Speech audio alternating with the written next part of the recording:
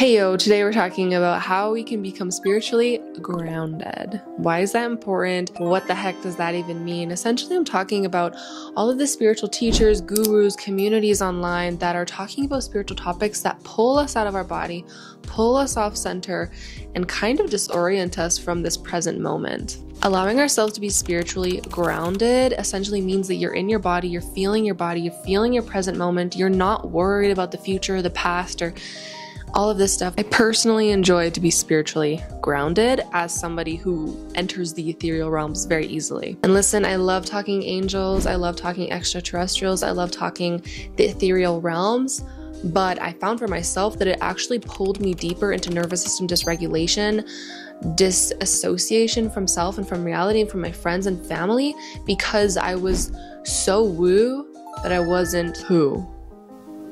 And I'm totally joking about the woo term. I like to joke around, especially about myself. Okay, so what examples of this spiritual ungroundedness might I be referring to? I'm talking about things like astral travel, which is very popular in the online spiritual community space.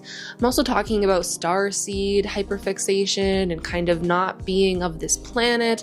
And yes, of course, it's true. I believe that we are angels and, we're more than just this human body, but that sometimes can become a hyperfixation in some of these communities. A huge one as well as fasting, falling into the webs of conspiracy, Q blank, and all the other things that pull us out of our body, pull us out of this experience of the here and now internal gnosis. One thing as well I noticed with the starseed hyperfixation is that people get pulled into ego and like this hierarchical theme of being better or more holy than thou because they are like some high esteemed being.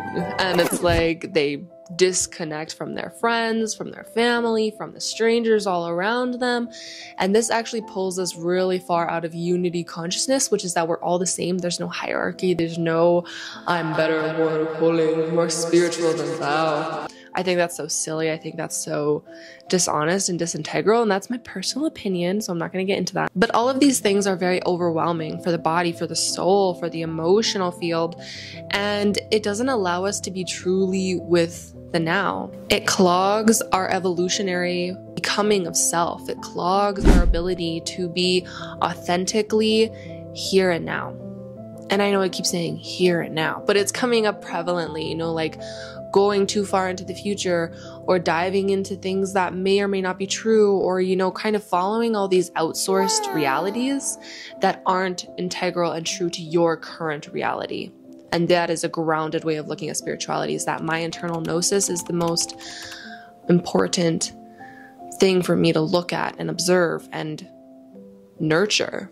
So most of these things are outsourced, right? Somebody says it's cool, somebody says it's facts, and if you don't do this, you're bad and wrong, which just isn't true, of course. Nobody outside of you has authority over you. For example, with the thing of fasting, to get out of the body, to get into a more spiritual state, people will follow this outsourced external information from somebody who doesn't have a body like theirs. Nobody is the same.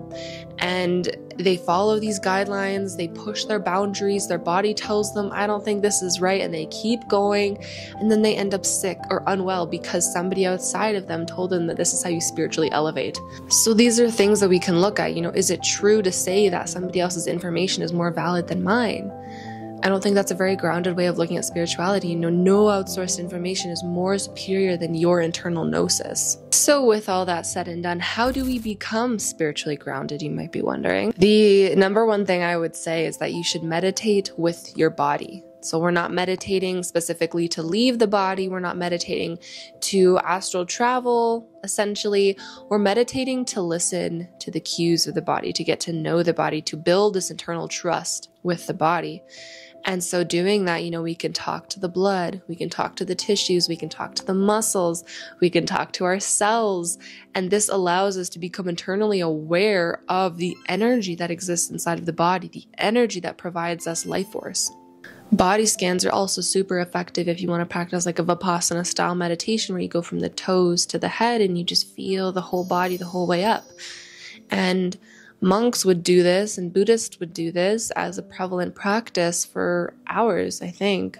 And the reason I say that you should practice, or I advise that you should practice meditating with the body if you want to become more spiritually grounded is because so many things are already pulling us out of the body, right? So phones, movies, TV shows, lifestyle habits, all of these things are pulling us out of our internal experience and out of our internal gnosis.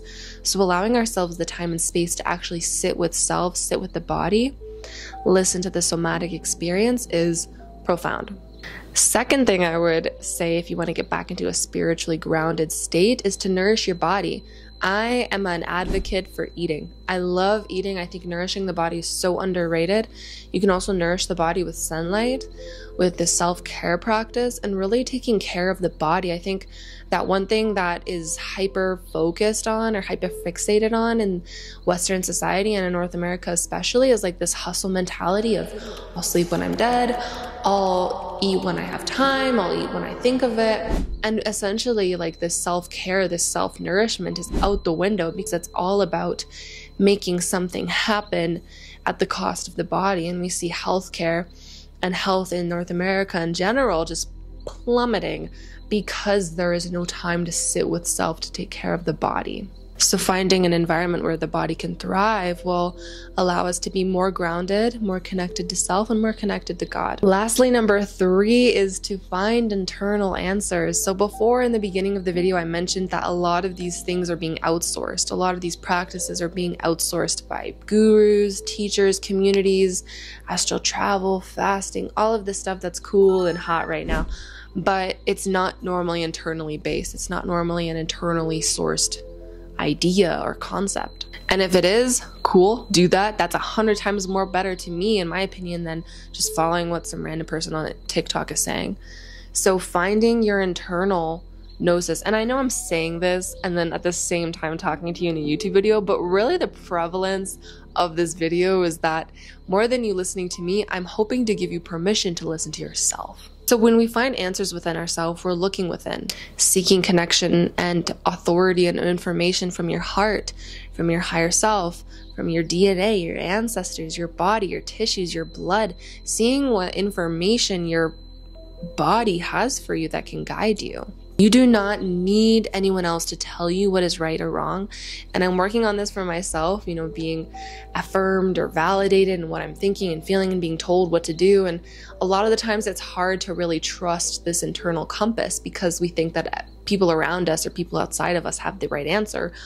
But that's just because we've been deconditioned to trust this body, this here and now vessel that is literally operating and living for you, through you, has no other purpose besides to keep you alive and thriving and healthy. And so you don't need anybody else to tell you what is right or wrong. You don't need anybody's outsourced information to put you on the right track. You really just need to trust your heart and trust your internal awareness. And again, that goes back to meditating with self, sitting with self, taking care of self, nourishing self, holding space for self-care, holding space for personal ceremony, and you will see and feel profound experiences of deep connectivity to yourself in the right answer that you are seeking.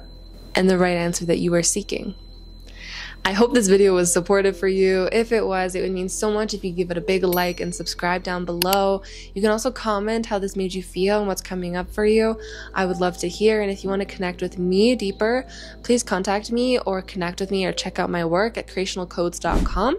You can also find me on Instagram and Facebook at Grace Crysdale. And I will see you next time.